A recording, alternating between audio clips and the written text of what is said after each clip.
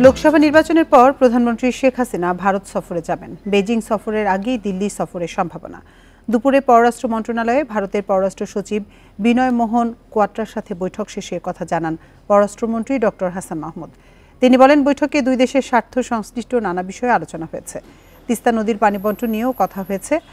দেশের এক নম্বর glucose brand গ্লুকোম্যাক্স টি একই এনার্জিতে এলো নতুন প্যাকে। তিস্তায় যে প্রকল্পের উদ্যোগ নেওয়া হয়েছে সেখানে ভারত সহায়তার আগ্রহ দেখাচ্ছে। ভারতের ভিসা প্রক্রিয়া যেন দ্রুত হয় তা নিয়েও কথা হয়েছে। এ নিয়ে কাজ করার বিষয়ে দিল্লি আন্তরিক। এছাড়া সীমান্তে বাংলাদেশের নাগরিক হত্যা বন্ধ নিয়ে আলোচনা হয়েছে বলে জানান পররাষ্ট্রমন্ত্রী।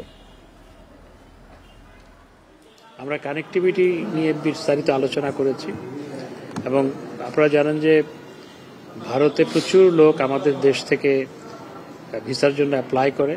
সীমান্তে যে মাঝে মধ্যে অ্যাট্রোসিটিস হয়, সীমান্ত হত্যা হয়, সেটি নিয়েও বিস্তারিত আলোচনা হয়েছে। নন লিথাল উইপন ব্যবহার করার উপর আমরা গুরুত্ব আরোপ করেছি।